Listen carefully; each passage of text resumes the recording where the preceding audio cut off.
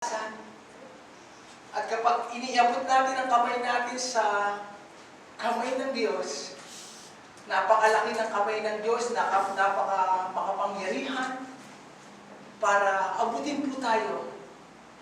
At yung ating mga panghihina ay mapalitan ng kanyang kalakasan. Okay? At tuloy-tuloy po yung pag-aaral po natin ng salita ng Panginoon. Hallelujah. At nagpapasalamat po tayo sa sumusubaybay po sa atin sa online gospel. Okay? At nilalaliman ko po ang pag-aaral ng salita ng Panginoon. Yung mga oras sana na ipapanood ko siya ng mga action movie, ay inilalagay ko na lang po sa pananalangin, sa pagpupuri, sa pagsamba at sa pag-aayuno. Dahil seryoso po ako, desidido po ako na tayong lahat po ay magtagumpay. At bilang po pastor ay, ang plano at layunin ko po ay, hindi lang po tayo lumago sa spiritual na pamumuhay natin. Kung hindi, matulungan ko kayo na madala sa antas o sa kasukdulan ng plano ng Panginoon. Kailangan tayong lahat ay lumalago, magmamature, hindi lamang sa spiritual na bagay, kung hindi sa pinansyal. Okay, katulad nga na, ayan po ang nanay ko, siya po ang nakakaalam na nung iniwan ko yung pagbabarko, walang-wala akong dala kung hindi bag lang. Yun lang. At hindi nila maunawaan kung bakit ganun ang desisyon ko na sa kalagitnaan na ang laki po ng kinikita ko sa pagbabarko, marami pa akong pwedeng puntahan na iba't ibang bansa, ay tumugon ako sa panalangin ng Panginoon. At ngayon ko po siya naunawaan. Okay, na ako muna ay binigyan ng Panginoon ng karanasan, upang yung karanasan na yun, yung mga natutunan ko po ay, yun po ang magiging mensahe, yun po ang magiging ituturo ko. Okay, at ngayon po nilalaliman po natin ang pag-aaral ng salita ng Panginoon. We are growing deeper and growing farther. At nasa ikatlong series na po tayo ng kahalagahan ng pananalangin at pag-aayuno. Okay, yung kung nasusundan niyo po, kaya nga ang sabi ko po sa inyo, mag-take note po tayo. Okay? Napakahalaga po kasi yung panawagan ng isang leader. Hindi papasok ang mga Israelita sa promised land kung wala si Joshua. Kung walang maglilid sa kanila. Kung walang mamumuno sa kanila para pangunahan yung pagpunta sa promised land. Kaya si Joshua ay ni-raise up muna, si nanay, training, binigyan ng karanasan, at binigyan ng anointing, ng karunungan, ng kalakasan, ng katatagan, para pangunahan niya ang pagpunta sa promised land. Okay? At kapag paulit-ulit pong sinasabi yan, ay mahalaga. Maaari ngayon po, hindi niyo po siya maunawaan, hindi niyo siya ma-appreciate, kung bakit ang pastor, palagi tayo pinagbabasa ng Biblia, mayroon tayong 90-day challenge, pinagtitake note. Ako nga po, naituro ko na. Binabalikan ko po yung mensahe ko. Okay? Para talagang bumaon, mag-penetrate. At hanggang sa maipamuhay natin. Doon lang natin masasabi na natutunan natin ang isang bagay pag naipamumuhay na natin at naisasagawa na. Kasi kapag hanggang head knowledge lang siya, hindi natin magigimbal o matatakot o masisinta kang kaaway. Hindi siya natatakot kahit marami tayong alam sa Bible. Isa lang ang kinakatakutan ng kaaway na yung natutunan natin ay isasagawa natin. Ipamumuhay natin. Okay? At ito nga po yung pinagagawa sa atin ng Panginoon na pananalangin at pag-aayuno. Alam ko po ito ay hindi popular, hindi tanyag na mensahe, kasi nga ito ay self-denial. Pagtanggi sa sarili, mga kaligayahan, mga natural pleasure. Pero ito yung susi para tayo ay maging matagumpay sa lahat ng area ng ating buhay. Okay? At hindi ito ipag-uutos ng Panginoon kung hindi siya mahalaga. Yung prayer and fasting. At kami nga po ako po ay nalulugod, natutuwa dahil nakikita ko po na merong manifestation ng Panginoon. Dito na lang sa nanay ko, nung unang pumunta yan, galing Bicol, iba yung atmosphere. Iba yung dating. Pero nung sinasama namin sa pananalangin at pag-aayuno, unti-unti po na may natitibag, may nawawasak. Hanggang etong sabi niya, gusto kong matuto ng mga kinakanta nyo. Bigyan mo nga ako ng mga kinakanta nyo kasi hindi ako makasabay. Yung makakasulat at makakasabay. Okay? Ibig sabihin, nakakalikha ng hunger at thirsty. Kaya, yun po ang pinakamahalaga sa lahat Hindi lang yung tayo ay kumita ng pera. Kung hindi makita natin ang pangako ng Diyos ay magkaroon ng kaganapan na magkaroon ng kaligtasan ang buo nating sambahayan. Maaatin niyo po ba? Kakayanin ba ng konsensya natin na tayo ay nasa langit, nagpupuri, sumasamba, pero yung mga mahal natin sa buhay nandoon sa impyerno? Naghihirap, sinisisi tayo, dahil siguro sa kakulangan natin o selfishness o yung nakatulong sa sarili natin, ewan ko po, kasi ako po hindi ko po kakayanin na ikaw ay kasama mo ang Diyos, nagpupuri ka, and yet yung mga mahal mo sa buhay nandoon. Tapos wala tayong ini-exert na effort. At marami po kasi hindi nila pinapahalagahan ang salita ng Diyos. Hindi siniseryoso. Binabaliwala. Yan ang pagkakamali ni Eva at saka ni Adan. Okay? Na kapag sinabi na ng Diyos, batas niya na yan, hindi niya na pwedeng sirain yan. Sabi niya, lahat pwede niyong kainin. Huwag lang itong punong ito na nagbibigay ng kaalaman sa mabuti at masama. Kasi kapag kinain niyo yan, sigurado mamamatay kayo. Pag sinabi na ng Diyos, nagiging batas na yon. Hindi niya na pwedeng sirain, baliwalain, baliin. Kasi lalabas, siya ay sinungaling. At lahat na nang sasabihin niya, hindi natin paniniwalaan. Kahit na maliit lang po yun, nakuman. Binaliwala ni Eva at saka ni Adam. Kaya dumating sa kanila yung sumpa, yung kahirapan, yung sakit, karamdaman, at yun ang namana natin. Kaya isang pagkakamali po, na tayo ay nag-aaral ng salita ng Panginoon, at binabaliwala natin, ini-ignore natin. Pero may mga consequences po yun. Kaya nga napakahalaga yung pag-aaral patungkol sa pagmamahal sa Panginoon. Kasi kung mahal natin ang Panginoon, mamahalin din natin kung ano yung mahal niya. At mahal niya ang mga kaluluwa. Mahal niya ang mga kaligtasan ng sambahayan natin. Nasama-sama po tayo.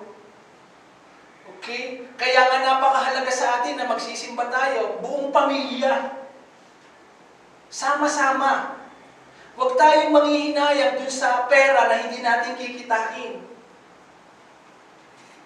Yung may mawawala sa atin. Kasi, yung ganitong pagsasama-sama natin na nagsisimba, pinapaunawa ko nga sa nanay ko Kasi yung magsisimba ka pagpapasalamot mo at gratitude yan sa Panginoon. Kasi 6 na araw ka na nga niyang binigyan Hindi ka nag-positive. Nakakain ka, hindi ka na ospital. May kapayapaan ka. Ano ba naman yung babalik ka sa Panginoon para magpasalamat? At ang taong mapagpasalamat, nag-a-attract ng mas marami pang biyaya at pagpapala. Okay? Ulitin ko po. ang isang taong mapagpasalamat. Kahit man tayo, di ba, may gumawa ka ng mabuti, tapos umano ka, tapos ito, wala man gratitude, wala man lang itong pasasalamat. Di ba, may maano ka rin ng ba't ganito ang ugali nito, walang gratitude. Okay? Kaya ganun din po. Kasi doon tayo nilikha ng Panginoon nananabik siya sa atin. Kaya, kasama po yan. Buong pamilya po natin, hindi lamang po kami, pinag-aayuno po namin. Okay? Inihahanda ko pa ng inihahanda ang katawan ko para sa mas malalim na pag-aayuno. Ang nagagawa ko lang po ay half-past, kalahating araw sa gabi. Hindi na nananalangin. Okay? At pag nakita ko na po, ay dadagdagan ko po siya, gagawin ko po siyang isang araw. Hanggang sa maging 2 days at saka 3 days. Kaya yan po ang sinisimulan po namin. Talaga pong nakakagutom, nakakapanghina yung, bili mo ba naman sa dami ng kinakain mo tapos hindi ka kakain? Nakakapanghina, nakakapanglambot. Pero hindi po yun ang tinitignan natin kung hindi yung reward. Okay? Yung kapalit. Yung kaligtasan ng kaluluwa. Para tayong maka-breakthrough. Okay? At magkaroon po tayo ng imagination, ma-challenge tayo sa sarili natin. 5 years from now, ano na kaya ang narating ko? Okay? It is a challenge sa ating sarili. 5 years from now, ano na yung naging achievement ko? Kaya mahalaga sa atin ang bawat araw. Pagpapahalaga na ito'y regalo ng Panginoon. Kaya po tayo ay piling-pili po ang tinuturo ko po sa inyo. Kailangan ay makakatulong sa paglago nating espiritual. Dahil parang ako po ay si Joshua at saka si Caleb na gigil na makapunta sa promised land. Kasi galit po ako sa kahirapan. Galit ako sa kakulangan. At maraming umaasa sa amin. Kanina nga tumawag yung tatay ko, sabi na, Eric, huwag kang manghihinayang sa pagpapadala mo ng pera. Etong inihanda namin pa nagtatanim ko rito ng mga buko, ng mga cobra, ay sa inyo rin ito. Okay? Pero mo, sumisigaw lagi yung pangangailangan. At gusto po natin tayo ay maging pagpapala sa bawat isa. Okay? Kaya yun po yung malaking hamon sa ating lahat. 5 taon mula ngayon, ano na ba yung narating ko? Ano ba yung achievement ko? At para marating mo yung isang bagay na yon, na maging matagumpay tayo, kailangan nga natin ng leader na mangunguna sa atin papunta sa promised land. At ito po yung tinuturo sa atin yung kahalagahan ng pananalangin at pag-aayuno. Okay, number 2, kung nagtitake note po kayo, ano po yung number 1 last week? Fasting. We have authority over demonic forces. Number 2, ito po napakaganda. Napakaganda po ito. Fasting, release, the increase. Pwede mo bang isigaw natin? 1, 2, 3. Fasting, release, the increase. Sino po sa atin gusto magkaroon ng increase? Ha? Are you sure? Gusto niyo po magkaroon ng increase? Amen. Sa bawat buhay natin? Ako po, gusto ko po magkaroon ng increase ng mga kaluluwa dito sa church natin. Na makapag-church planting. Na makapag-travel ako sa iba-ibang churches, sa ibang lugar. Financially, gusto po namin magkaroon ng increase. Okay? Kaya, ito po yung ating gagawin. At kailangan maipaunawa sa atin ang kahalagahan nito. Okay?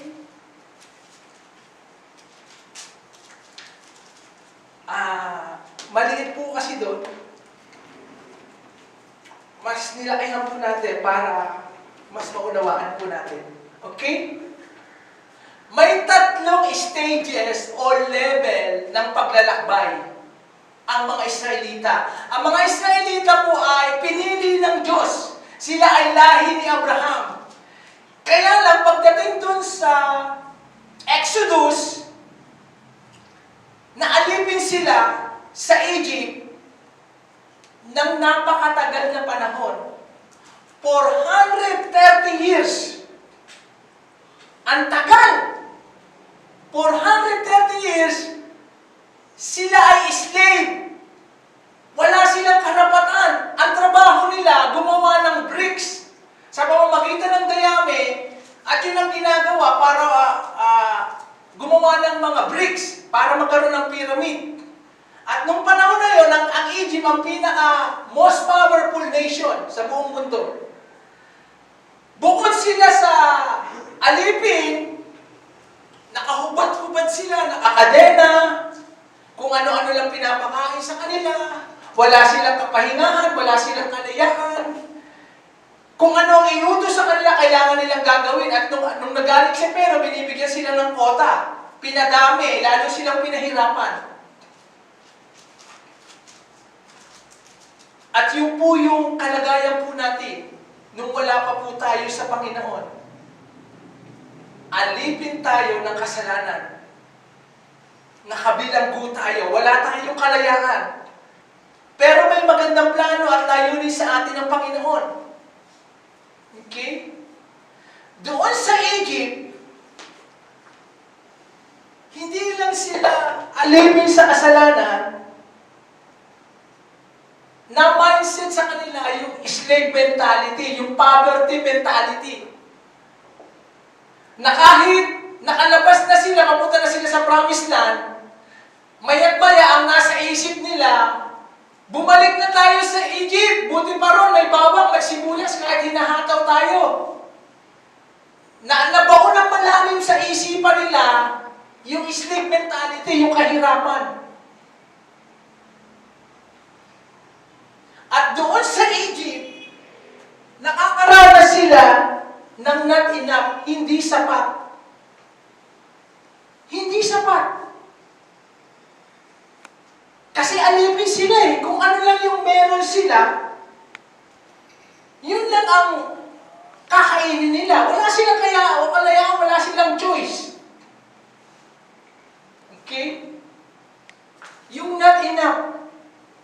At ilang taon ako sa journey na yan. Bilhin mo, 7 taon sa Pangasinan. Buti na lang, binata po ako noon. Na hindi sapat talaga yung sa offering. Sabi nga ng nanay ko paano ka mamubuhay niyan sa abuloy? Sabi ko, hindi po abuloy yan. Ang abuloy siya patay. Yung offering, regalo para sa Panginoon. Hindi siya sapat. Okay? Yun yung kalagayan. Nasa Egypt, kulang. Nandoon sa ganong season. Ngayon, kahit tayo ay nasa ganong season, yung hindi tayo sapat, kailangan kakitaan tayo ng maging tayo ay faithful. Maging tapat tayo sa Panginoon, ano man ang sitwasyon. Kailangan tayo ay naglilingkod pa rin. Natatandaan ko pa po noon may kasama akong mga worker, sabi ko, ito lang yung offering natin nung Sunday. Babudgetin natin yan kasi kailangan nating mamasahe pagpunta sa outreach doon sa Nueva Ecija, sa Nagkuralan. At bahala na uli kung walang pamasahe, pag uwi namin, maglalakad kami. Sabi ko sa kanila, handa ba kayo sa ganyan? Okay? At buti na lang, dun sa pinupuntahan namin, may nagpapakain din, God provide. Tapos may pamasahe rin para makabalik kami. Tapos hanggang may isang hinipong nanay na sabi niya, Pastor, ganyan palang kalagayan yun. Mag-pledge ako every week sa kahit pamasahin nyo, makahayo lang kayo sa outreach. Yung panahon ng not enough, na hindi sapat. Okay? Hindi talaga sapat. Uma-attend ako ng seminar. Sapat lang sa pamasahe.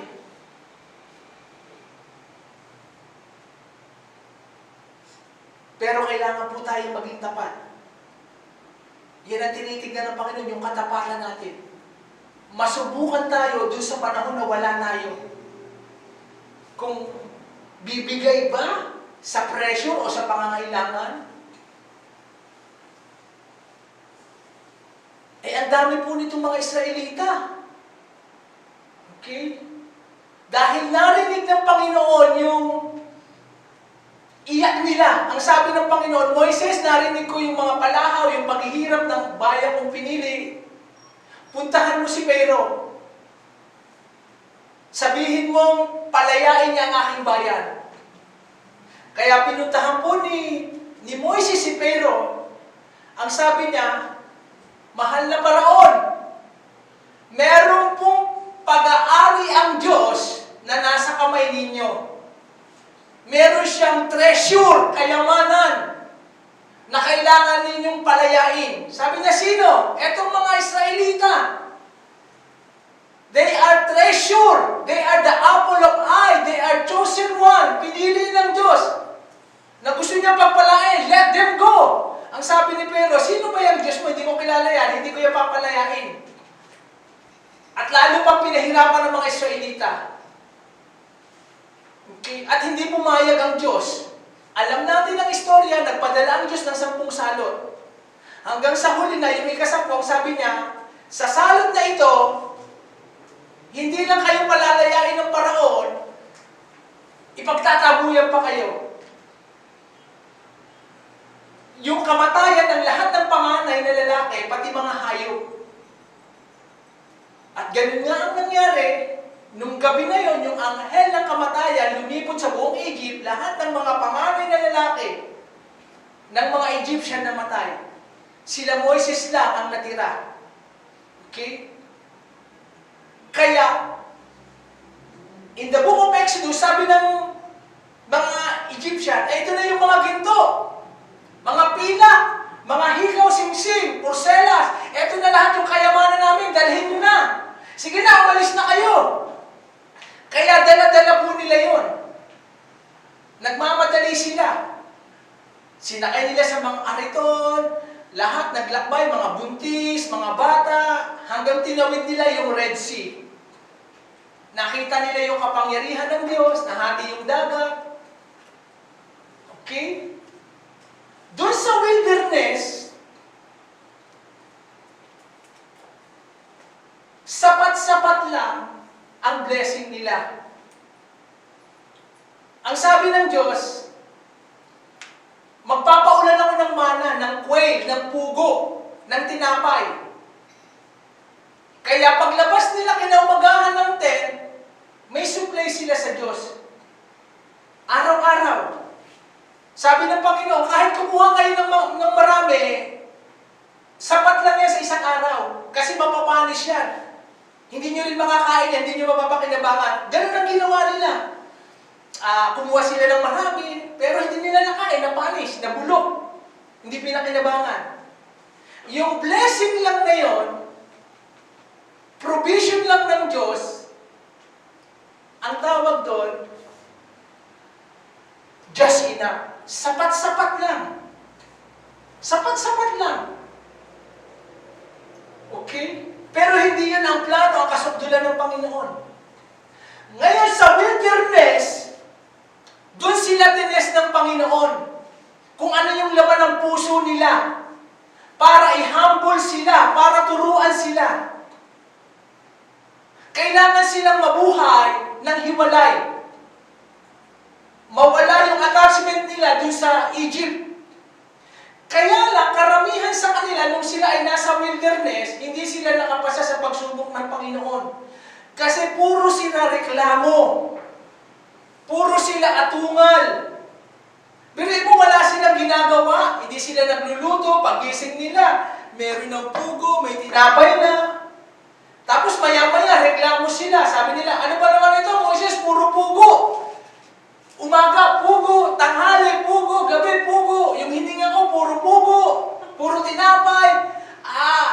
Sapat-sapat lang. Puro sila reklamo. Okay? Ako nga po nun yung nagpapayonirin. pancit canton. Araw-araw. Kung hindi beef, mami, chicken. Budgeted lang. Sapat-sapat lang. Tapos yung alam kang lutuin nun, yung Baguio beef, kasi hihiwain mo lang, lalagyan mo lang ng konting karne, tsaka bawang, okay na. Sapat-sapat lang. Nung si Stephen ang pinanganak, na hindi na kami nakakabili ng diaper. Walang hagis, walang EQ, walang pampers. Meron lang Pinay. Kaya kapag tag-ulan, puno yung balkonahe nila na puro lampin. Kailangan siyang matuyo, kung hindi, walang isusuot. Yun yung son mentality. Na hindi tayo pababayaan ng Panginoon kasi mahal na tayo, ipuprovide niya yan kasi may plano sa atin ng Panginoon. Pero ayaw ng Diyos na manatili po tayo doon. Yung sapat-sapat lang. Okay? Kaya, kailangan magkaroon po tayo ng vision, ng pangarap, na maaring nasa ganitong level ako, stages ako, pero hindi ako susuko. Magpapakatapat ako kung ako man ay nasa wilderness, na sinusubok ako ng Panginoon, yung katapatan ko, yung pagmamahal sa Kanya, kung hinahambol man ako ng Panginoon, kung tinuturuan man ako, kung hinuhubog man ako, pinapanday ako, minamaso ako, sinisinsil ako, marami mga pagsubok dyan, hindi man ako komportable, puro kahirapan dito sa wilderness, kung sapat-sapat lang, magiging tapat ako. Dahil ang pangako sa akin ng Panginoon, pumunta sa promised land. Okay? Kaya kailangan humiwalay tayo, yung separated life. Okay? Huwag tayong masyadong attach sa mga bagay na makamundo. Huwag tayong masyadong nag-aalala na hindi natin mapabayaan yung relasyon natin sa Panginoon. Kaya nga napakaganda po itong strategy na binigay sa atin ng Panginoon, yung Bible reading, meditation. Tayo ang mag-create ng atmosphere dun sa bahay natin. Imbis na nanonood tayo, papalitan mo ng Bible reading, prayer, worship, para mabuhay tayo sa bukas na langit. At dahil nakikita yan ng mga anak natin sa ating mga magulang, gagayahin nila. Paano, Pastor, kung ako lang? Magsimula tayo sa isa lang. Okay? At siyempre, kung ikaw ay magulang, may authority ka. Oh. Kaya kailangan yung nanay o tatay ang merong strong desire. May vision. Ito yung tinuturo ni Pastor. Ito na yung lakaran natin eh. Okay? At ano ang karapatan niya na ano yung authority o authenticity? Nilakaran niya eh. Naranasan niya. Nagawa niya. Di ba?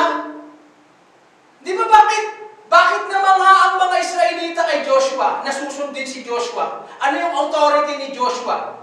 Na talagang sumasa kanya ang Diyos.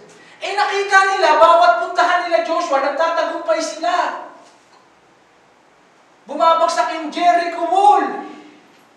Mga hari, nangangatal, natatakot, marinig lang, napapalapit na yung mga Israelita. Nanginginig sila, nininervyos. Inaatake sa puso, marinig lang na ang mga Israelita na pinili ng Diyos, na sinamahan ng Diyos, na yung Diyos nila humati ng dagat, at ito yung lumipol kay Pharaoh at saka sa mga kawal niya. Kinakitaan si Joshua ng katatagan, ng pagsunod. Okay? Kaya, ganun din ang ginagawa ng Panginoon sa pastor. Bago niya i-raise up, itayo, binibigyan niya muna ng karanasan. Tinuturuan, hinuhulma, hinuhubog, pinapanday, dinidisiplina. At alam niyo, ang pinakamagandang blessing na matatanggap natin, hindi yung blines ka, kung hindi yung kinokore ka ng Panginoon. Tinutuwid ka niya. the greatest blessing na matatanggap natin sa Panginoon at pagpapakita na mahal ka niya, yung kinukurek ka niya, tinutuwid ka niya.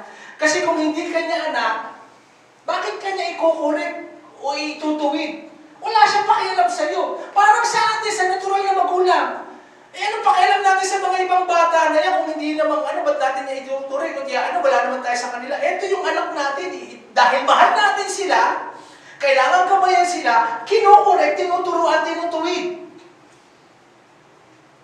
Di po ba? Kaya, magpasalamat tayo kapag kinukurek tayo ng Panginoon, tinutuwid, binabasag, hinuhulma. Kasi may maganda siyang plano na hanggang hindi niya nakikita yun na nalalakaran natin, nasusunod natin yun, ay diyan siya. Okay, nakukuha mo ba natin? Kasi ito yung pamamaraan para makapunta kayo sa promised land. Yung hindi tayo makaranas ng sapat-sapat lang. Kasi paano tayo magiging pagpapala sa iba? Gustuhin man natin na mag-bless sa iba.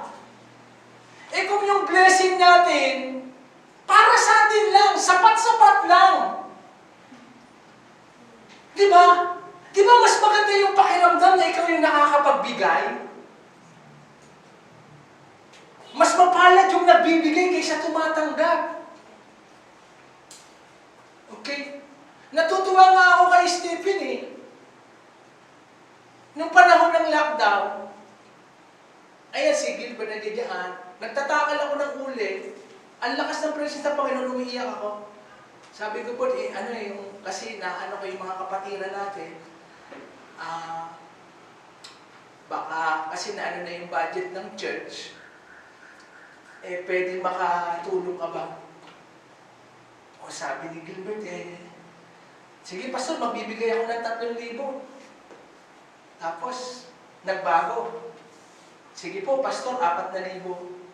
Bumili ka ng bigas. Ipamahagi mo. Si Stephen naman, hindi ko pa kinakausap. Hindi ko hinihingian. Sabi niya, Daddy, 5,000 para sa akin. Ibili niyo ng bigas. Ipamigay natin. Tapos niya, sila Ate Lilia, sila Ate John, nagbigay din. Okay? Yun po yung gusto natin eh. Yung hindi lang tayo sapat lang. At able ang church natin na makapagbigay sa iba. Kaya yun po ang burden ko. Yun po ang pasanin ko na turuan kayo na dalhin po tayo sa ganung level. Amen.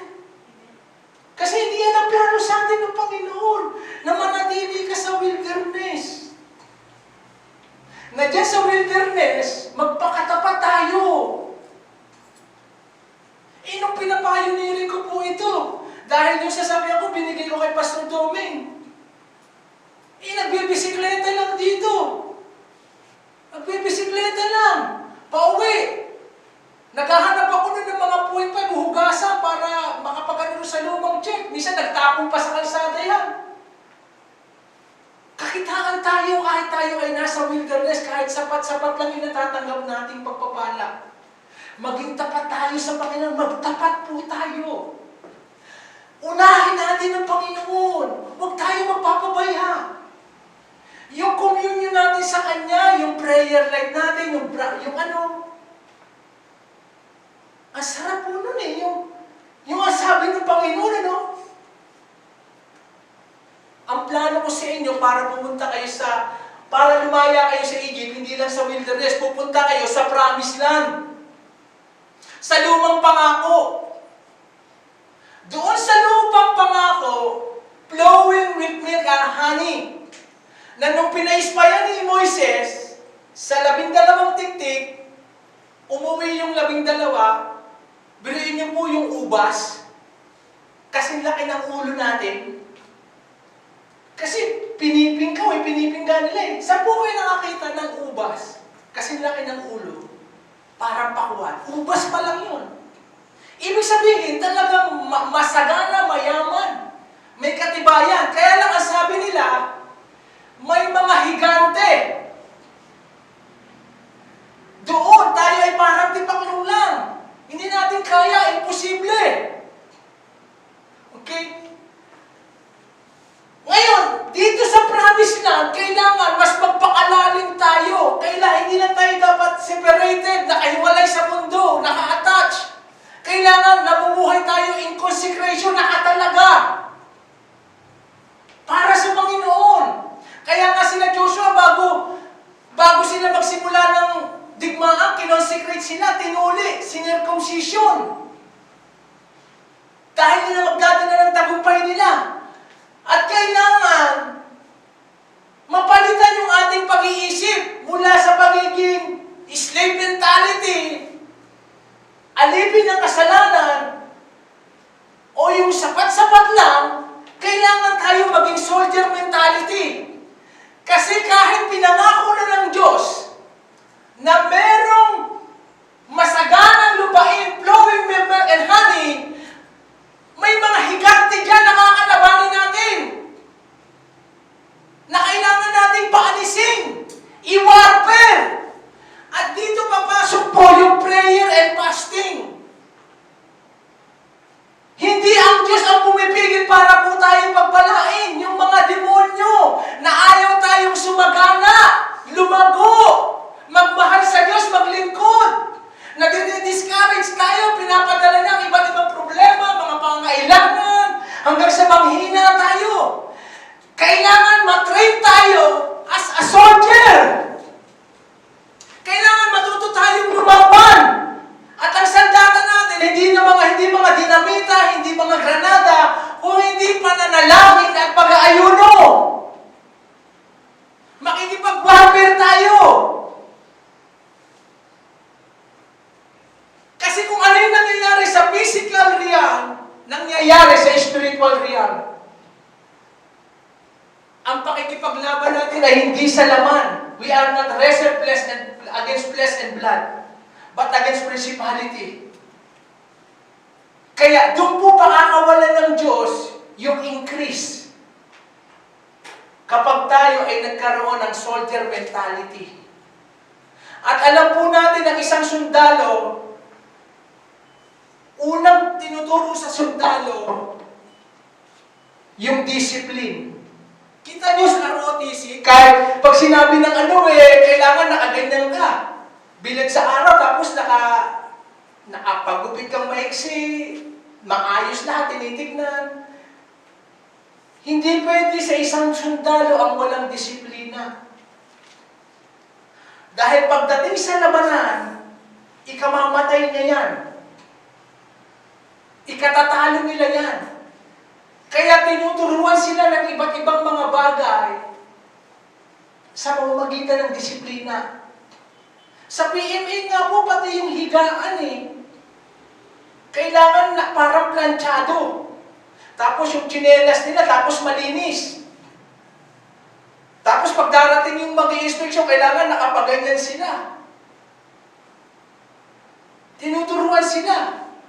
Tapos habang kumakain, ang iingay.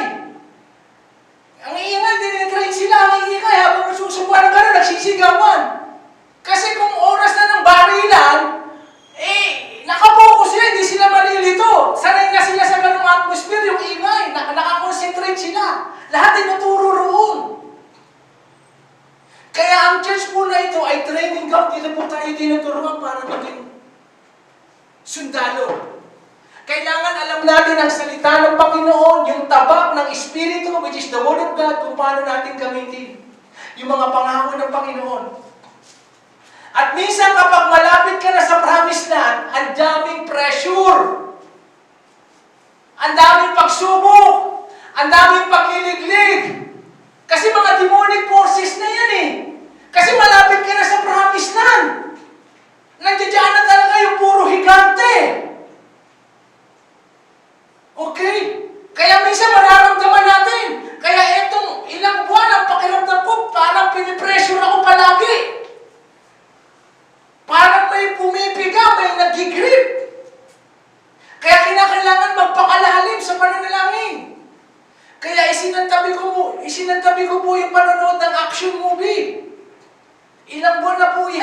Inilalagay ko na lang sa pananalangin, pag-aaral, pagbabasa ng Biblia, pag-ayuno. Okay? Dahil ayaw ko pong dalhin sa pagkatalo ang aking pamilya, kayo po. Kailangan tayo magkaroon ng soldier mentality.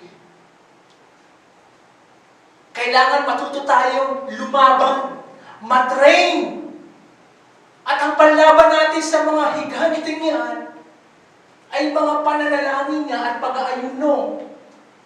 Kaya kung bakit nagsimula si Jesus sa pag-public ministry, wala muna siyang ginawa na nalangin siya at nag-ayuno for 40 days. Pinuntahan niya ang teritoryo ng kaaway. At pinakita niya kung paano siya nagtagumpay. At ano ginawa ni Jesus during 40 days? Nagme-meditate ng Word of God. Yun ang sandata niya eh. Di ba? Kaya nung si Jesus maya tinutokso, sabi niya, gawin mong tinapay ang batong ito. Ano sagot ni Jesus? Nasusulat! Hindi lamang sa tinapay na bubuhay, kung hindi sa bawat salitang lumalabas sa bibig ng Diyos. Kaya napakahalaga po yan. Yung meditation, yung Bible reading, hanggang hindi po tayo natututo, hanggang dito lang po tayo. Just enough. Ang gusto ng Diyos, more than enough. Mapagpala tayo. Na sumobra tayo. At huwag nating isipin, mararating natin ang lahat ng ito sa sarili nating kakayahan. Abilidad, koneksyon. Na hindi tayo gumugugol ng time, ng oras sa harapan ng Panginoon. Kasi kung tama yung ginagawa natin, edi sana nandito na tayo sa more than enough. Ngayon, tinuturuan nga tayo ng Panginoon eh. Inilabas ko kayo dyan, alipin kayo ng kasalanan. Not enough, hindi kayo sapat. Dito sa wilderness, tinetest ko kayo, yung pag-ibig ninyo, pagkatapatan nyo, pagsunod ninyo, yung priority ninyo, o ako bang inuuna ninyo, o ibang bagay ang pinagkakabalahan ninyo, tinetest kita sa wilderness. Sa wilderness, tigang, tuyot, wala. Talagang naasa ka sa Panginoon. Pero pag napagkatiwalaan tayo rito, pag na-train tayo na manalangin at ayuno makidigma, pupunta po tayo sa more than enough. Ang buhay natin ay pagpapalain ng Panginoon para maging pagpapala sa magulang natin, sa mag-anak natin, sa kapitbahay natin, at sa ibang miyembro, at sa bansa po natin. Pinapalakpakan po yan. Yung palakpak po ng mga sundalo, sinasamahan po natin ang sigaw ng Hallelujah! Kaya hindi niyo po napapansin, bakit tumatayo rito, lumuluhod nakataas ang kamay? Pinangungunahan, nililid. Pinapakita, pinapaunawa. Kasi mahalaga po yan eh. Yung mga pagtaas ng kamay. Diba? Nagtataas ng kamay si Moises na nananalo sila Joshua. Bumababa yung anghel, tumutulong na ikipagdigmaan. Parang tingin natin, nagtaas lang naman ang kamay eh. Bakit pag nakataas ang kamay ni Moses, nananalo sila? Pag nakababa, natatalo sila. Si Jesus nakipagdigma sa Gethsemane dahil alam niya yung kahirapang darating sa kanya. Iiwan siya ng lahat, tatraidorin siya. Yung mga sumisigaw na ipagpalain siya, gawin siyang hari, iwanan siya. Iba na isisigaw nila, sasabihin nila, ipako yan, pakawalan si Barabas. Paano nakipagbati ng Panginoon sa Gethsemane? Lumuhod siya. Lumuhod siya. Nanalangin siya, yung pawis niya, alimoy dugo. Naghihirap siya. Nangangailangan siya ng human help. Sabi niya, hindi ba kayo makapagpuyat kahit isang oras para manalangin, para samahan niyo ako rito? Kung si Jesus na, anointed na, walang kasalanan, nangangailangan ng kalakasan sa ibang tao, na may kasama siyang manalangin, para sa digmaan, harapin niya, how much more tayo? Hindi natin makukuha sa iba-ibang bagay yan. Ang sandata natin, pananalangin, pag-aayuno, mabuhay sa kabanalan, pagsunod, humiwalay sa mga gawa ng sanlibutan, gawa ng laman. We live a total consecrated life. Para yung mga higante na nasa harapan natin, mga pumipigil para tayo pagpalain, ay pakawalan. Para maranasan natin itong more than enough.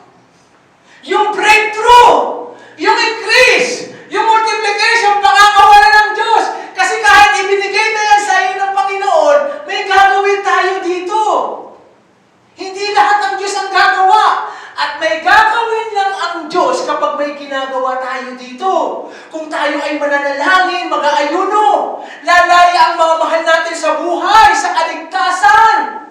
Mapapagpala sila.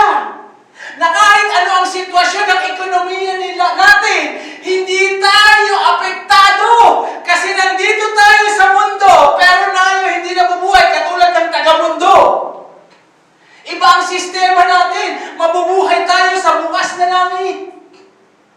Kaya hindi ito yung knowledge o intellect o ability o connection. It is obedient to the Word of God. Amen? Kaya, ito po yung gusto nating tawirin. Mula sa pagiging sapat-sapat lang, I want to be more than enough. Now, wag naman pag nandito na tayo sa more than enough, makalimutan natin ang relasyon sa Panginoon. Okay? Na, hindi lamang sa pagkita ng pera. Ang pinakamahalaga ngayon, yung relasyon natin sa Panginoon. Yung buong sambahayan natin, mahaligtas. Pero mo, ang ganda tignan, sama-sama kayo, buong pamilya, nagbabasa ng Bible. Ang tinuturo natin ay salita ng Diyos. Mahalin ang Diyos, paglingkuran siya. Di ba lugod na lugod yan ang Panginoon? Kasi ang mga kabataan ngayon, kung hindi mo tuturuan ang salita ng Diyos yan, sino magtuturo sa kanila? Sa survey ngayon, ilan na ang addicted sa YouTube, sa social media, sa mga games. Yan, pagdating sa salita ng Panginoon, hindi sila masyadong natuturuan. Di ba napakagandang setup? Tuwing gabi, mga anak, huwag na kayo kailangan tawagin. Alam nyo, 8:30. Huwag natin isa-isip, gawain lang naman ng Panginoon yan eh. Hindi gawain din ng Panginoon, sa Diyos mo ginagawa yan. Kung pahuli-huli ka pa ba dyan sa gawain ng Panginoon, hindi siyempre, di pahuli-huli rin yung blessing sa iyo ng Panginoon. Nadidelay din. Kailangan tayo maging soldier, kaya nga sa soldier, military time ang ginagamit eh. Hindi 8 o'clock o 12 o'clock, military time. Kasama po yan sa pagiging soldier. Kailangan matrain ang mga kabataan ngayon. Ang dami nilang potensyal. Mas magagaling sila, mas marurunong sila. Kailangan lang nila ng gabay. Ito nga mga ano ko, nakikita ko, mas marunong sila sa mga computer, sa mga internet, sa mga gadget. Loaded sila ng talent, ng ability. Pero kailangan may magagawin sa kanila ng spiritual na bagay. At huwag nating hayaan na ibang tao ang magtuturo sa ating mga anak. Barkada nila, yung TV, yung kaklase, ano ituturo ng mga yun? Mga pare-pareha silang walang karanasan. Eto pinag-aaralan natin mahabang karanasan. Biruin niyo po yung 25 years ko pong karanasan. Natutunan, mga failure, mga pagkakamali, itinuturo sa atin ngayon. Kaya ito po'y desisyon. Yung panawagan ng Panginoon, prayer and fasting. Consecrated life. Dahil yung mga Israelita, yung panahon ni Moises, hindi sila nakikinig, namatay sila sa ilang. Araw-araw may nangamamatay. Hindi sila nakaranas na makapunta sa promised land dahil sa kanilang pagsuway. Pero magtatayo po ang Panginoon ng mga Joshua at Caleb na gigil, sabik na sabik, naghihintay na mapuntahan yung promised land.